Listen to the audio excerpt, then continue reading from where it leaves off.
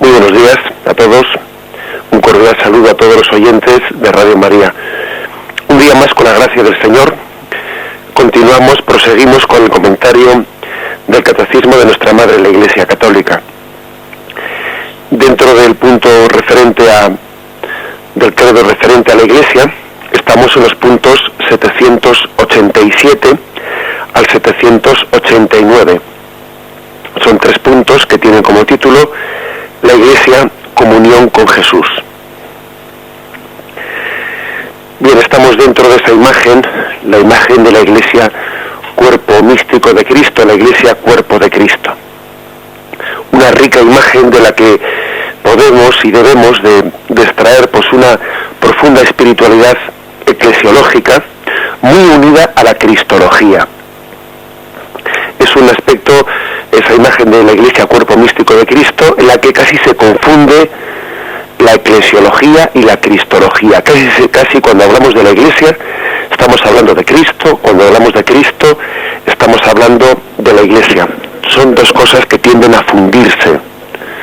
Quizás es la imagen de la Iglesia, cuerpo de Cristo, la imagen en la que mejor se unen los misterios, se conjugan, ¿no?, de una manera muy unificada.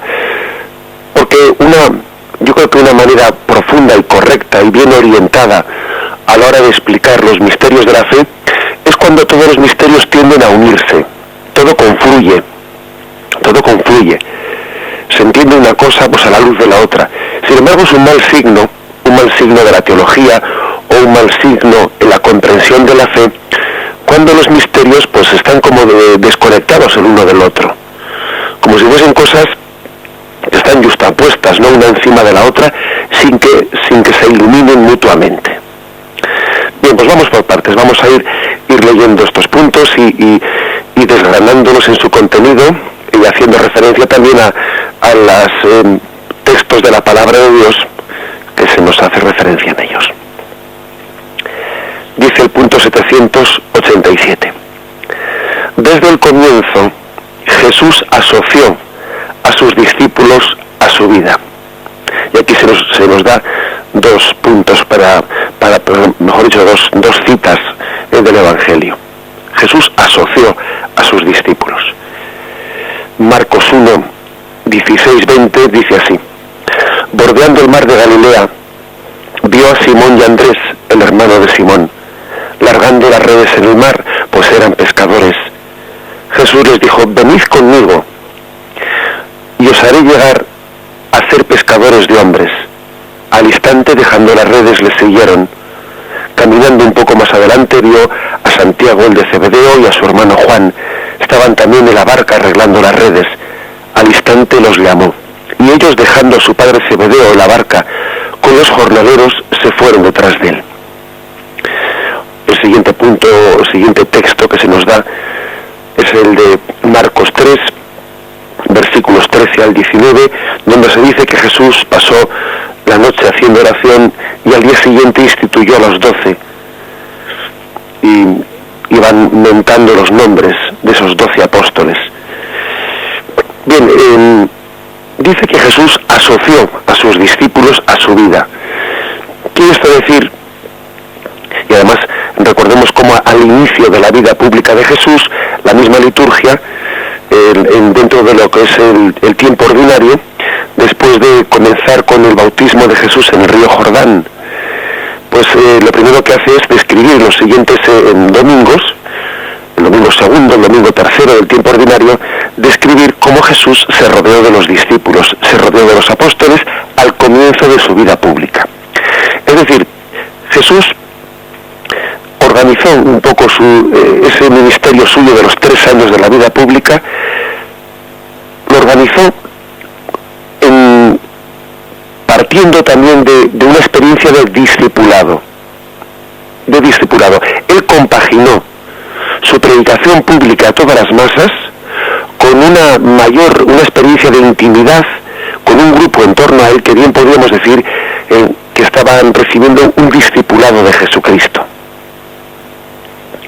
No es que Jesús, ¿no?, primeramente comenzase a hacer una predicación y después de haberse dirigido a todas las masas, pues él eligió entre las masas a un grupo. No, lo lo hizo al mismo tiempo que Jesús se estaba dirigiendo a todas las masas, estaba teniendo con un grupo una intimidad mayor.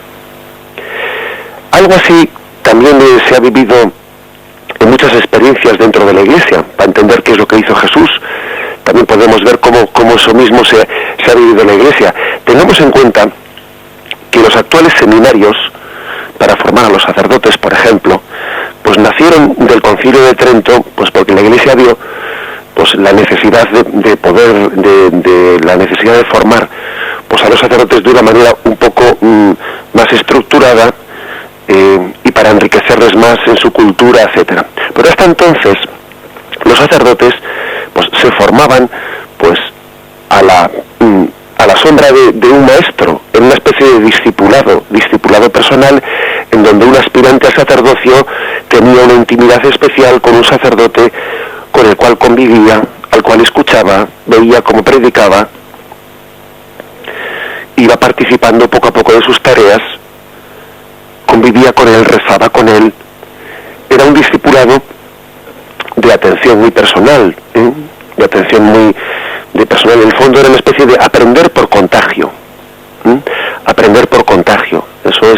Esa fue la forma en la que los discípulos fueron naciendo de ese corazón de Jesús. Jesús se rodeó de un discipulado y él quiso que ellos aprendiesen, bueno, pues no de una forma magisterial, aunque evidentemente tendría sus ratos de intimidad con ellos en los que les diría y explicaría cosas, como luego vamos a ver, pero especialmente ellos aprendían de Jesús por contagio, viendo cómo rezaba, viendo cómo se iba noches a hacer oración, viendo su manera de reaccionar ante esta persona que se le había acercado en otra circunstancia distinta. Ellos fueron aprendiendo de un corazón sacerdotal, se fueron configurando por contagio.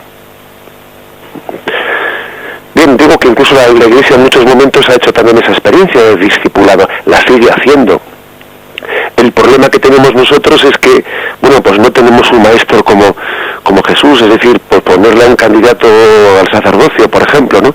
Ponerle sencillamente en un discipulado junto a un sacerdote, pues lógicamente es limitarle también en cierto sentido, porque si el corazón de ese sacerdote fuese tan amplio y tan santo como el del corazón de Cristo, pues claro, entonces no habría duda, ¿no?, de que ese sería el mejor método. Pero también la Iglesia, especialmente el Concilio de Trento, ¿no?, pues vio la necesidad pues también de configurar la formación en torno a un seminario, pues porque lógicamente ninguno de nosotros somos capaces de representar plenamente a Jesús, ¿no?, como Jesús lo hizo con sus discípulos. Y por eso, para no empobrecer a los discípulos con un maestro que queda lejos, ¿no?, de la figura de Jesús, es porque se formaron los seminarios para suplir tantas carencias personales, ¿no? Bien, pero a lo que íbamos, a nosotros lo que nos importa es ver el modelo de los apóstoles en este momento. Y el modelo de los apóstoles vemos como Jesús tuvo un discipulado con ellos. Y es bueno que imaginemos los momentos de intimidad tan grande que tendrían, cuando después de haber predicado Jesús, las multitudes marchaban a sus casas y Jesús se quedaba a solas con los suyos. Y lógicamente comentarían cosas. Nos podemos imaginar comentando pues como pues un grupo, como una mujer, como un niño, se habían emocionado pues al escuchar la palabra de Jesús. Los discípulos estarían impresionados de ver las reacciones, ¿no?, tan profundas que la predicación de la palabra de Jesús iba creando en su entorno. Lo comentarían, preguntarían sus dudas. Jesús con paciencia escucharía sus dudas y se las iría poco a poco explicando. Dice más este punto del catecismo. Dice que primero que asoció a sus discípulos a su vida, les asoció.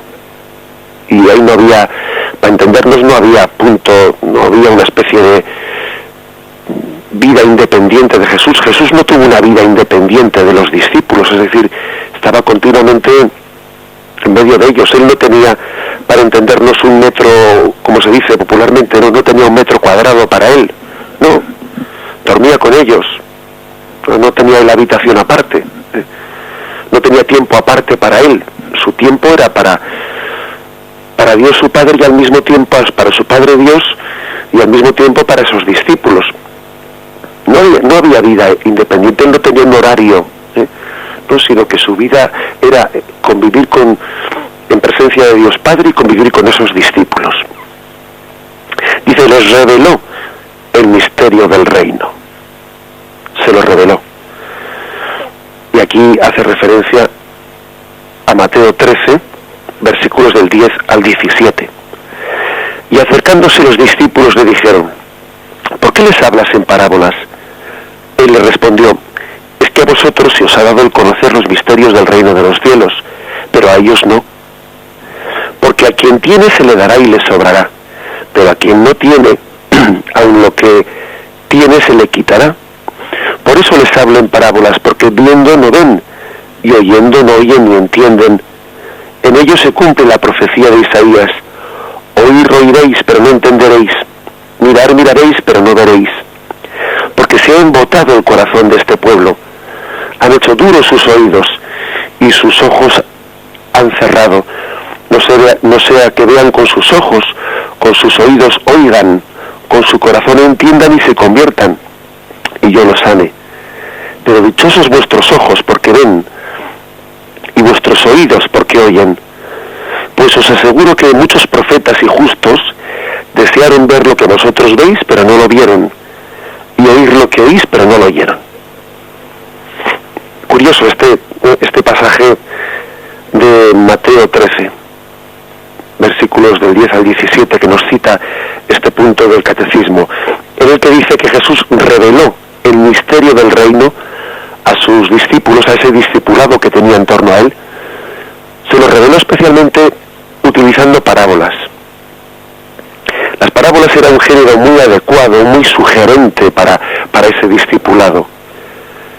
Las parábolas es un género muy adecuado para quien quiere aprender, para quien tiene deseo de conocer pues el reino de Dios, porque sugieren mucho esas parábolas. Sin embargo, las parábolas, al contrario, pues puede ser un género de expresión más bien oscuro y fastidioso para quien no tiene deseo de conocer o no tiene el corazón abierto. A quien no tiene el corazón abierto le parece que las parábolas le están estorbando. Bueno, para mí háblame claro, no me pongas así ejemplitos, porque en el fondo no tiene un deseo de un conocimiento vital y profundo. Más bien está a la defensiva, y como está a la defensiva, la parábola le estorba. Por eso dice Jesús, a vosotros os he hablado en parábolas, para que recibáis de Dios esa luz del Espíritu Santo para comprender los misterios del reino. Jesús pues utilizó para sus discípulos, ¿no?, esa forma de expresión sugerente, iluminadora, enriquecedora, que abre el corazón, que no es únicamente enseñar unos conceptos como quien enseña algo escrito pues o memorizado, no, sino que les está haciendo entender el espíritu del reino a través de esas parábolas. Este texto que hemos leído de Mateo 13, pues para explicar esto que estamos diciendo de cómo las parábolas para quien es verdadero discípulo son sugerentes, y sin embargo para quien no es un verdadero discípulo de Jesús más bien son un obstáculo, resultan oscuras, fastidiosas. Viene a decir este texto, dice algo que también debe de ser meditado, como si las parábolas hubiesen sido, ¿no?, un texto, o mejor dicho, una forma en la que Dios ha querido ocultarse a quien no le busca. Como si hubiesen sido una forma de ocultarse para quien no le busca. Es una manera de hablar, pero fijaros de cómo en Mateo aquí dice, pues se ha embotado el corazón de este pueblo, y con los oídos han oído con dificultad, y han cerrado sus ojos, no sea que vean con los ojos. O sea, es decir, parece que es una forma de hablar, evidentemente una forma de expresarse, ¿no?, en la que dice, no sea que vean con los ojos, no sea que con los oídos oigan. Dice el paralelo del Evangelio de San Juan, dice, tienen cegados sus ojos y han endurecido su corazón para que no vean con los ojos y comprendan con el corazón. Algo parecido también en el Antiguo Testamento se expresa cuando cuando dice la Sagrada Escritura, dice que Yahvé endureció el corazón del faraón para no hacer caso, ¿no?, a la petición que le hacía Moisés de que le dejase sacar al pueblo de Israel, dejarle salir de Egipto. Dice, Yahvé endureció el corazón del faraón. Bien, es una manera de hablar, evidentemente. No es que Yahvé sea el que endurezca el corazón del faraón, es el faraón el que ha endurecido su corazón. No es que Yahvé sea no es que Jesús sea el que hable en parábolas para que otros no entiendan, porque ciertamente aquí literalmente se dice eso, pero es una forma de expresión, ¿eh? Dice en ese texto que Jesús hablaba en parábolas para que ellos me refiero, los que no eran verdaderos discípulos de Jesús, los que no estaban abiertos al reino de Dios, dice para que oyendo no entendiesen. Bien, pero es una manera de expresarse. No es que Jesús quisiese que estos no recibiesen el Evangelio y entonces les hablaba en parábolas para que así no entendiesen lo que estaba diciendo. Bien, eso evidentemente es una forma de expresión, ¿eh? De la misma forma que no es que Yahvé fuese el que endureciese el corazón del faraón, no. Más bien hay que decir, esto es una forma de expresión, es una forma de decir que cuando el hombre se autoexcluye, bien, de alguna manera Dios respeta esa autoexclusión hasta el punto de que Dios la ratifica, algo parecido a lo que decimos pues con el tema de la posibilidad de la salvación o de la condenación eterna, que es el hombre el que se autoexcluye de la salvación, es el hombre el que se autocondena, aunque luego también en la Sagrada Escritura se utiliza la imagen de que Dios ratifica esa autoexclusión en una imagen solemne en la que hay un juicio de condenación. Bien, es compatible decir que el hombre se autoexcluye de la salvación y que Dios da una sentencia de condenación. Al fin y al cabo, la sentencia de condenación no es más que la proclamación solemne del respeto que tiene Dios por la decisión del hombre de autoexcluirse. Bueno, algo parecido pasa aquí, cuando dice esta parábola de que Jesús habla en parábolas para que los que tienen deseo de conocerle le puedan conocer, y para que los que no tienen deseo de conocerle no entiendan. Bueno, es una manera de expresarse. No es que Jesús esté hablando en parábolas de una manera así complicada para que los fariseos no lo entiendan, no. Quiere decir con ello que pues los fariseos estaban cerrados al deseo de entenderle a Jesús, y las parábolas les resultaban impenetrables, les resultaban fastidiosas, porque al contrario de los discípulos de Jesús, ellos no tenían sed, no tenían deseo de conocer a Jesús, estaban en la defensiva.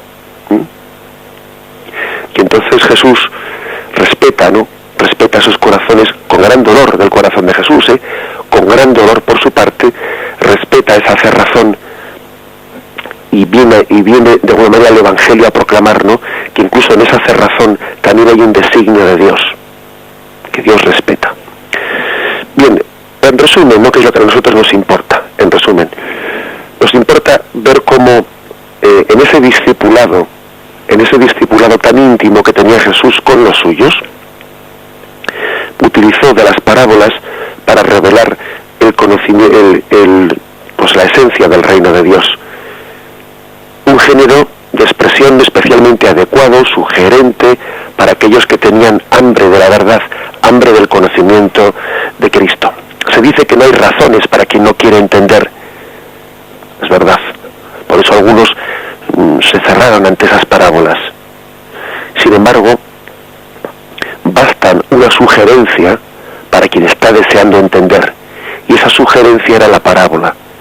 Así como no hay razones para quien no quiere entender, una pequeña luz es capaz de abrir un horizonte nuevo, y esa pequeña luz, esa gran luz, eran las parábolas, en torno a las cuales los discípulos de Jesús, los apóstoles y el resto de los discípulos iban entendiendo y comprendiendo internamente pues el reino de Dios que Jesús les estaba explicando. Vamos a meditarlo un momento y continuamos enseguida. Spiritus, et dulcis tuae gaudium, veni vadebant eum, veni rador eum, veni lumen cordum, consolator eum, dulcis hostes anime, dulce refrigerium,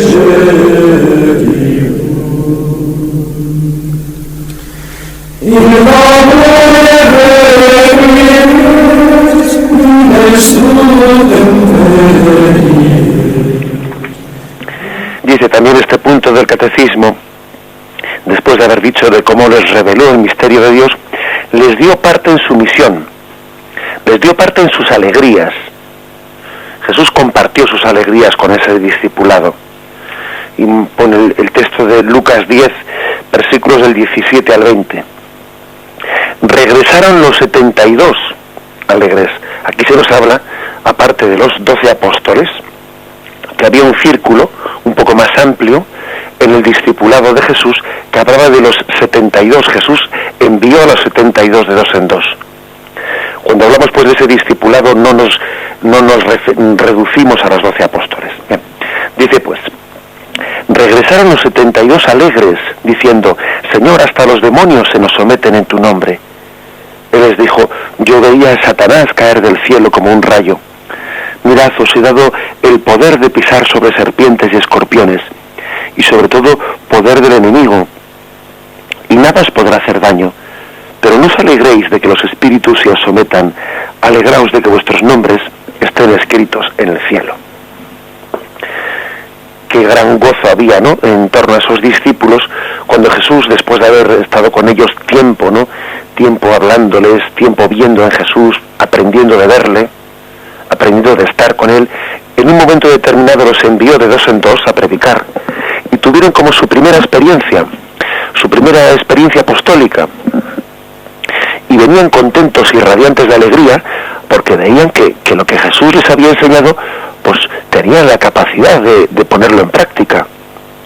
Y le dicen a Jesús con gozo, hasta los demonios se nos sometían.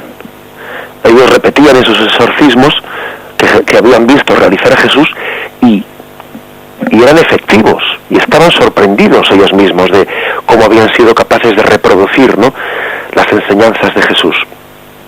Estaban pues gozosos y contentos, y Jesús también estaba gozoso y contento de ver cómo esos discípulos pues se habían iniciado, ¿no?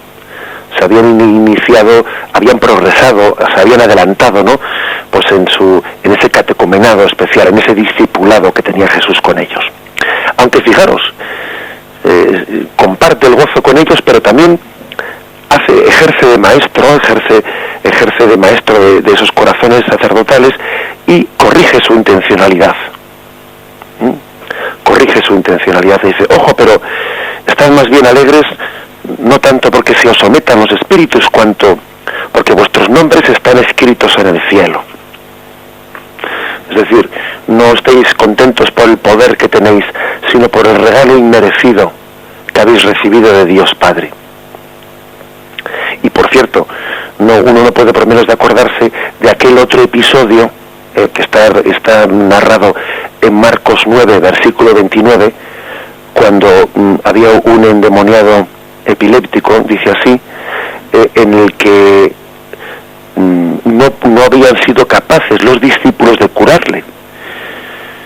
Y va Jesús y después de ejercer ese exorcismo, los discípulos le preguntan, Maestro, ¿por qué nosotros no pudimos expulsar a ese demonio? Y Jesús les responde con un texto misterioso. ¿Por qué nosotros no pudimos expulsarle? Les dijo, esta clase con nada puede ser arrojada sino con la oración. Como diciéndoles, hay una determinada clase de demonios que únicamente con la oración y con el ayuno podrán ser expulsados. Bueno, es decir, ellos van compartiendo las alegrías. Jesús va también hasta educándoles en las alegrías para que no se ufanen, para que esas experiencias positivas no sean motivo de vanidad o de arrogancia. para que las vivan con mucha humildad, el ser instrumento de Cristo, pero también Jesús, en ese discipulado tan íntimo, también les asocia no solo a las alegrías, también a sus sufrimientos. Y aquí se nos ofrece el texto de Lucas 22, 28-30, ¿no?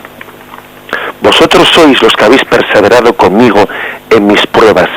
Yo por mi parte dispongo un reino para vosotros, como mi Padre lo dispuso para mí, para que comáis y bebáis a mi mesa en mi reino, y os sentéis sobre tronos para juzgar a las 12 tribus de Israel. Es decir, que Jesús, con gran agradecimiento, ¿no?, con gran agradecimiento, les dice: vosotros habéis perseverado conmigo en mis pruebas.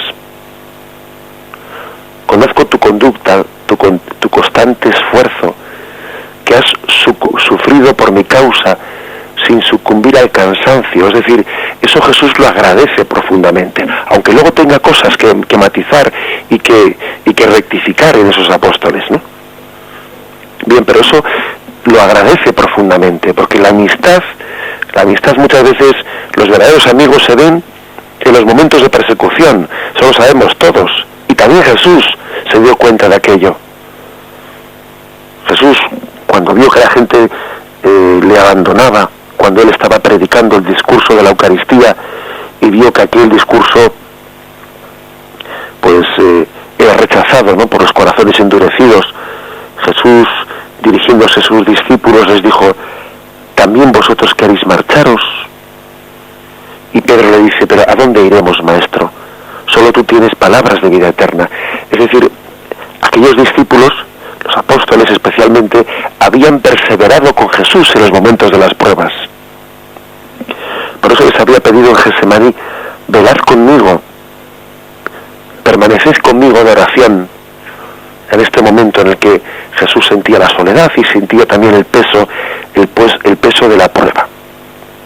También eso formaba parte del discipulado, compartir no solo las alegrías, también compartir los momentos difíciles. Jesús no fue un maestro de esos que esconde las dificultades y esconde sus momentos difíciles a los discípulos para que no los vean y no sufran. No hizo eso Jesús.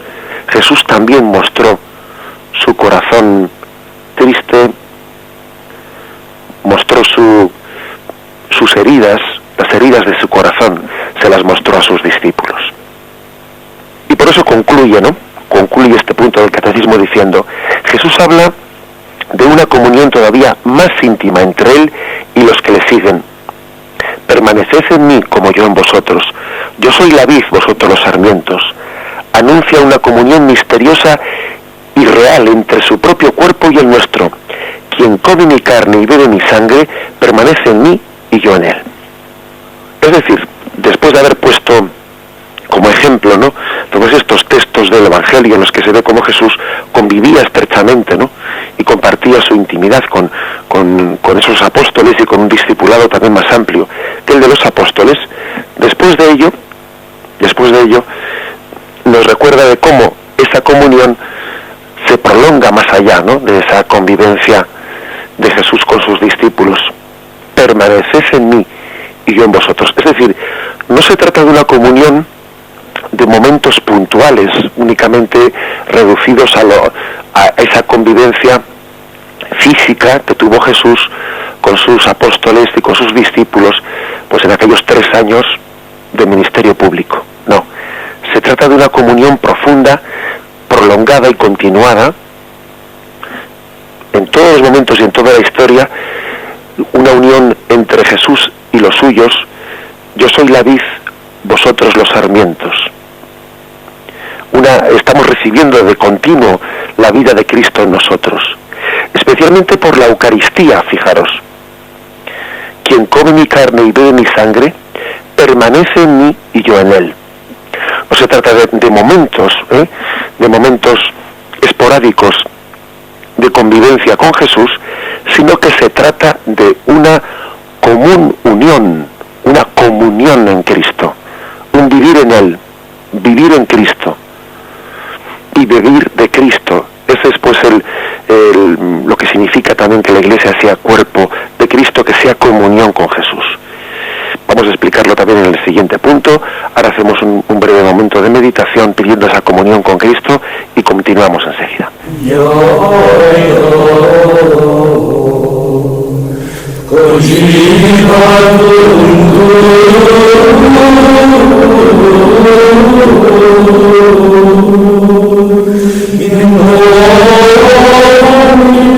El punto 788 del Catecismo dice así: cuando fueron privados los discípulos de su presencia visible, Jesús no los dejó huérfanos. Les prometió quedarse con ellos hasta el fin de los tiempos. Les envió su Espíritu. Por eso la comunión con Jesús se hizo en cierto modo más intensa. Por la comunicación de su Espíritu a sus hermanos, reunidos de todos los pueblos, Cristo los constituye místicamente en su cuerpo. Se hace referencia a algunos textos como Juan 14, versículo 18. Yo le pediré al Padre y os dará otro Paráclito, para que esté con vosotros para siempre. El Espíritu de la verdad, a quien el mundo no puede recibir, porque no le ve ni le conoce. Pero vosotros le conocéis, porque mora en vosotros. No os dejaré huérfanos, volveré a vosotros. Jesús habla de cómo el mundo entendido como, pues no como la creación, sino el mundo entendido como, pues lo mundanal, aquello que cierra sus puertas al reino de Dios. El mundo no conoce al Espíritu. Bueno, pues precisamente ese discipulado de Jesús, esa escuela íntima del corazón de Jesús en torno a él con sus discípulos, lo que había hecho, lo que había procurado hacer, lo que había estado moldeando en el corazón de esos discípulos era una apertura al Espíritu Santo. Si los discípulos ahora pueden recibir el Espíritu Santo, es porque Jesús había hecho que ellos conociesen al Espíritu, que tuviesen sed del Espíritu, deseo de recibir el Espíritu. Y por eso él dice, le pediré al Padre y él os enviará al Paráclito. Vosotros ya habéis comenzado a conocerle porque ya mora en vosotros. Jesús ha ido haciendo en sus discípulos, ha ido creando una apertura al Espíritu, ha ido purificándoles de sus apegos y de sus pecados para que estén abiertos al Espíritu, para que no tengan obstáculos en recibir el Espíritu Santo. Ha ido suscitando sed del Espíritu Santo. Es tremendamente importante esto, en ese discipulado. Porque nada es muy difícil, dar el Espíritu a quien no tiene sed de recibirlo. Todos hemos visto qué pequeña tortura es cuando alguien tiene que darle de comer o de beber a un niño que no tiene hambre y no tiene sed y no abre la boca y se resiste a ser alimentado. Eso es una pequeña tortura. Pues algo así, mucho más, ¿no? Tiene que ser para el Señor, pues el obstáculo, ¿no? de que los corazones no estén abiertos a recibir el Espíritu. Y aquí hay una explicación más, cuando dice Jesús, no os dejo huérfanos. Y de hecho, pues se insiste, como dice, id pues por todo el mundo bautizando en el nombre del Padre, del Hijo, del Espíritu Santo, y he aquí que yo estoy con vosotros todos los días hasta el fin del mundo. ¿Por qué digo que es importante este texto? Cuando dice, no os dejo huérfanos, estaré siempre con vosotros. Hay una diferencia, pues esencial, ¿no?, entre el discipulado humano y el discipulado de Jesús. Porque lo que podemos entender por experiencias humanas de discipulado, que ocurren en el seno de la familia, ocurren en una escuela, en una universidad, pues lógicamente el discipulado humano hace que uno, en la medida que ha sido formado, luego cada vez sea más independiente de su maestro.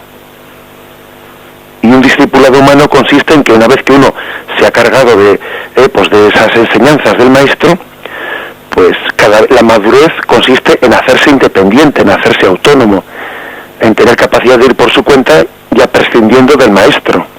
Pero es que con Jesús es distinto. Con Jesús, el discipulado no consiste luego en independizarse de él, no, en absoluto, sino que el discipulado de Jesús cada vez une más a él. Cada vez uno recibe más de Jesús. puede llegar a entender esa frase de que sin Él no somos nada. Sin Jesús no podemos hacer nada, que tenemos una plena comunión con Él y una plena necesidad de Él, hasta el punto de que Pablo, el discípulo, llega a decir: ya no soy yo quien vive, es Cristo quien vive en mí. Ojo, por lo tanto, ¿no?, con entender, con entender el discipulado de Jesús como una época de nuestra vida en la que nos llenamos de conceptos, aprendemos cosas y luego ya vamos por libre, autónomamente, difundiendo eso que aprendimos en un tiempo, ya viviendo de las rentas, ¿no? Uno aprendió lo que tiene que aprender, cuando fuimos pequeñitos pues ya fuimos a la catequesis y aprendimos lo que teníamos que aprender, y a partir de ahí ya vivimos de aquellas rentas. Ese no es el verdadero discipulado de Jesús. El verdadero discipulado es aquel de quien cada vez se siente más dependiente de Jesús, cada vez está más unido a Él, es capaz, entiende que no es que esté sobreponiéndose a Jesús, no, es que forma parte de Jesús. Él nos ha constituido en su cuerpo, y el cuerpo no puede separarse nunca de la cabeza porque muere automáticamente. Este matiz es muy importante. De lo contrario, confundimos lo que es el discipulado humano y el discipulado de Jesús. El que está unido a Jesús cada vez está unido a Él. Y la madurez no consiste en hacerse independiente. La madurez consiste, en el caso de Jesús, en estar más unido a Él. La madurez plena es la de quien dice: ya no soy yo, es Cristo quien vive en mí. Porque la unión con Cristo no despersonaliza, todo lo contrario. La unión con Cristo nos hace alcanzar la madurez humana, la madurez personal. Así como en otros discipulados, ¿no?, podría ocurrir que un discípulo pierda personalidad porque está demasiado dependiente del maestro. En este caso no ocurre así. En este caso, la madurez personal consiste en dejarse, ¿no?, mover plenamente por la gracia de Cristo, que no despersonaliza, todo lo contrario, ¿no? Lo que hace es llevar al hombre a su cumbre. La meditación de la Iglesia con el cuerpo arroja un rayo de luz sobre la relación íntima entre la Iglesia y Cristo. No está solamente reunida en torno a Él, sino que está unificada en Él, en su cuerpo. Tres aspectos de la Iglesia, cuerpo de Cristo, se han de resaltar más específicamente: la unidad de todos los miembros entre sí por su unión con Cristo, Cristo, cabeza del cuerpo, y la Iglesia, esposa de Cristo. Así pues, este punto del catecismo nos recuerda que no nos basta con decir, ¿no?, que la Iglesia está reunida en torno a Cristo. No se trata de que estemos coordinados con Cristo. Hay que coordinarse entre la Iglesia y Cristo. No, aquí no hablamos de coordinación, ahora mucho menos de yuxtaposición, ¿no?, pero ni siquiera de coordinación. Hablamos de unificación, está unificada con Él, en su cuerpo. Está unificada con Él. Fijaros qué expresión tan fuerte, ¿no? Hasta el punto de que hay pasajes en la Sagrada Escritura que expresan esto gráficamente, que la Iglesia y Cristo están unificados. Acordaros, por ejemplo, en Hechos de los Apóstoles, capítulo 9, versículo 5, cuando San Pablo estaba persiguiendo a los cristianos, estaba persiguiendo a la Iglesia, es derribado del caballo, camino de Damasco, y entonces escucha una voz, ¿no? Él pregunta: ¿quién eres tú? Y una voz le dice: yo soy Jesús a quien tú persigues. Hombre, San Pablo estaba persiguiendo a la Iglesia, él no perseguía a Jesús. Sí, claro, pero Jesús le dice: yo soy Jesús a quien tú persigues. Es decir, persiguiendo a la Iglesia, aun sin saberlo, Pablo estaba persiguiendo a Jesús. Es un texto bien claro, ¿no?, de la unificación que hay entre Jesús y su Iglesia. O, por ejemplo, acordaros de Mateo 10, versículo 40. Quien a vosotros recibe, a mí me recibe, dice Jesús a sus discípulos. Quien a vosotros recibe, a mí me recibe, igual que quien me recibe a mí, recibe al Padre que me ha enviado. Qué unión tan grande hay, ¿no?, entre Jesús y sus discípulos, que él la compara a la unión que hay entre Jesús y el Padre. Bien, pues acordaros que en el Evangelio de San Juan dice Jesús: el el Padre y yo somos una sola cosa. Luego también, en consecuencia lógica, se puede decir, mi Iglesia y yo somos una sola cosa, puesto que quien recibe a los discípulos de Jesús, a Jesús le recibe, igual que quien recibe a Jesús recibe al Padre. Es un misterio pues de unión, de unificación, un misterio de comunión, ¿no? Comunión importante para que lo entendamos. Este punto del catecismo lo desgrana en tres aspectos de la Iglesia como cuerpo de Cristo, tres consecuencias, ¿no? Una es la unión de todos nosotros, entre todos nosotros, ¿no? Entre todos los que formamos parte del cuerpo de Cristo. Lógicamente, si estamos todos unidos a la cabeza de este cuerpo místico, lógicamente tenemos que estar unidos entre nosotros. No se puede plantear, ¿no?, una unión de los miembros con la cabeza sin que eso también suponga una unión entre nosotros. Es impensable, ¿no? Cada vez que llamamos a Dios Padre, Él nos responde, ¿dónde está tu hermano? Cada vez que invocamos, ¿no?, pues a Cristo como cabeza, pues estamos dándonos cuenta de que todo aquel que invoca a Cristo como cabeza se hace hermano, ¿no?, de quien está en su misma condición. El segundo aspecto es Cristo, cabeza del cuerpo. Nosotros no somos un cuerpo sin cabeza.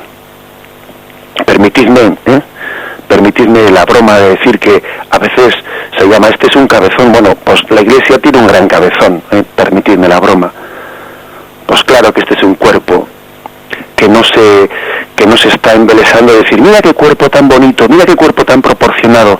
Hay gente que pues que mide la belleza desde las proporciones del cuerpo. No, nosotros medimos la belleza del cuerpo sobre todo desde la cabeza. Si nos llaman cabezón, pues mejor, porque nuestra cabeza es Cristo. Nosotros no nos centramos en la belleza, en las proporciones del cuerpo, que no. La belleza de la Iglesia está en su unión con su cabeza. Y por último, el tercer aspecto, la Iglesia esposa de Cristo. La belleza de la Iglesia está en su desposorio con Cristo. La belleza de esta esposa es su esposo. Ese es el resultado. Recuerdo también una anécdota y termino con ella. Una anécdota de un joven cuya hermana pues profesaba de religiosa de clausura, ¿no? Y estaba en el día de su profesión, de la profesión de sus votos, de su desposorio con Cristo, ¿no? Y a este joven alguien le dijo con mucha chispa, le dijo, estarás contento con el cuñado que vas a tener. Le decía, haciendo referencia a que su hermana se desposaba con Cristo, estarás contento con tu cuñado. Pues verdaderamente esta es la hermosura de la Iglesia. La hermosura de la Iglesia es su esposo. El esposo es quien embellece a la esposa en esta imagen. Nos quedamos pues en este punto. Continuaremos Dios mediante a partir del punto 790. Damos paso ahora a la intervención de los oyentes llamando al teléfono 917 107 700 917 107 700. Podéis llamar para hacer vuestras preguntas o vuestras aportaciones. Sí, bueno, pues nada más que Jesús nos decía cómo formó a los apóstoles con instrucciones y con su misma vida, con su ejemplo. Ellos lo veían, incluso la multiplicación de los panes, pues la hacían con él, en fin, con la distribución, vamos. Entonces, había sacerdotes, nos dice, que formaban ellos a algunos seminaristas, algunos futuros sacerdotes. Entonces Jesús y el seminario pues hacen lo que hacía Jesús, no solamente instruirles, sino también en grupo, que quizás sea importante. Nada más terminación. Pues sí, señor, es muy cierto eso, es muy cierto, porque bueno, yo he puesto el ejemplo de que como en el Concilio de Trento se pasó de esa forma de formación, más de discipulado, más de convivencia, a una forma más organizada en el seminario. Pero ciertamente el matiz que ha hecho el oyente es importante, no porque en el estilo del seminario se deje de tener el estilo de discipulado, no, quizás pues por coordinarlo, etcétera, de una manera más adecuada, pero también en el seminario, por supuestísimo, ¿no? se complementa, pues se prolonga el estilo del discipulado, de convivencia en torno al maestro. Y es más, en el seminario sabemos que también se pide al seminarista pues que tenga también la experiencia pastoral de ir los fines de semana a una parroquia en la que también tiene esa experiencia de convivencia con un párroco más cercano, etcétera. Por supuesto que el seminario prolonga también, ¿no?, esa imagen de el discipulado que tuvo Jesús en torno a sus discípulos, a sus apóstoles.